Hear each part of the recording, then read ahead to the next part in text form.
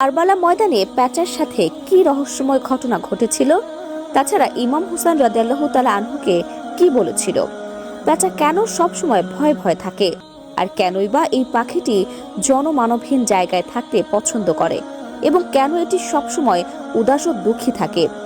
আপনি যদি এর পেছনে ইতিহাস জানেন তখন আপনি হয়তো স্তব্ধ হয়ে যাবেন। প্যাচা সম্পর্কে অজানা তথ্য জানবো আজকের ভিডিওতে, তাই ভিডিওটি সম্পূর্ণ দেখবেন এবং শেয়ার করে সকলকে দেখার সুযোগ করে দেবেন। একবার এক ব্যক্তি ইমাম জাফর সাদিক রহমতুল্লাহর দরবারে জিজ্ঞেস করলেন, হুজুর, প্যাচা কেন সবসময় জনমানবহীন জায়গায় খোঁজ নেয়, কেন সে এত উদাস ও দুঃখী?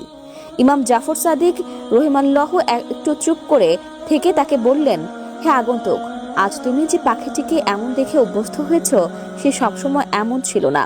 প্যাচা একসময় মানুষের মাঝেই থাকতো এবং সুখে শান্তিতে বাঁচত, কিন্তু তার জীবনে এমন এক ঘটনা ঘটে যেটা তার সমস্ত কিছু পাল্টে দেয়। লোকটি আবার প্রশ্ন করল, হুজুর, কি সেই ঘটনা?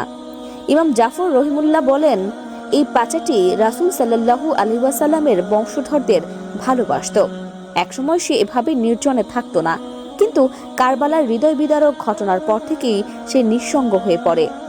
যখন প্যাচাটি জানতে পারে ইমাম হুসাইন রাদিয়াল্লাহু তাআলা আনহু তার পরিবার ও সাহাবীদের নিয়ে কারবালার ময়দানে অবস্থান করছেন, তখন সে ৯ মুহররম রাতেই কারবালায় এসে পৌঁছায়। সে ইমাম হুসাইন রাদিয়াল্লাহু তাআলা আনহুর কাছে এসে বলে, হে হুসাইন, আমার জন্য কি আদেশ? ইমাম হুসাইন রাদিয়াল্লাহু তাআলা আনহু বলেন, হে পাখি, তুমি এখান থেকে চলে যাও, কারণ আগামীকাল এমন এক মুসিবত ঘটবে যা তুমি দেখে সহ্য করতে পারবে না। কিন্তু প্যাচাটি কাঁদতে কাঁদতে বলল, হে হুসাইন, আমি এখান থেকে ফিরে যাব না। পীড়াপিড়ি করতে থাকলে ইমাম হুসাইন রাদিয়াল্লাহু তাআলা আনহু তাকে সেখানে থাকার অনুমতি দেন। তারপর যা ঘটল প্যাচাটি নিজ চোখে দেখল, কারবালার সম্পূর্ণ যুদ্ধ দেখল, কিভাবে ইয়াজিদের বাহিনী নিষ্ঠুরভাবে ইমাম হুসাইন রাদিয়াল্লাহু তাআলা আনহু ও তার প্রিয় সাহাবীদের শহীদ করল। দেখল কিভাবে ইমামের পবিত্র দেহ মোবারক কেটে ফেলা হলো, এমনকি কিভাবে তার দেহ মোবারককে ঘোড়ার পায়ে পদদলিত করা হলো। এই ভয়াবহ দৃশ্য দেখে প্যাচার হৃদয় চূর্ণ হয়ে যায়। সে মানুষের উপর থেকে বিশ্বাস হারিয়ে ফেলে, তার অন্তরে মানুষের জন্য বিদ্বেষ জন্ম নেয়। তখন থেকে সে আর মানুষের লোকালয়ে থাকতে চায় না, সে বেছে নেয় নিঃসঙ্গতা, এমন সব প্রান্তর যেখানে মানুষের ছায়াও তার উপর না পড়ে। সে থেকেই পাখিটি হয়ে উঠেছে এক নীরব সাক্ষী। কারবালার রক্তাক্ত ইতিহাস আজও অনেকে প্যাচাকে দেখে ভয় পায়।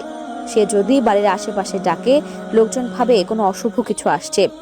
অনেকে তো প্যাচার ডাক শুনলেই বাড়ি ছেড়ে চলে যায়। কিন্তু বন্ধুরা, এই পাখি কোনো অলক্ষী বা অপয়া নয়, বরং এই পাখির চোখে ছিল কারবালার কান্না। এই পাখির হৃদয়ে আজও বাজে ইমাম হুসাইনের শাহাদাতের হাহাকার।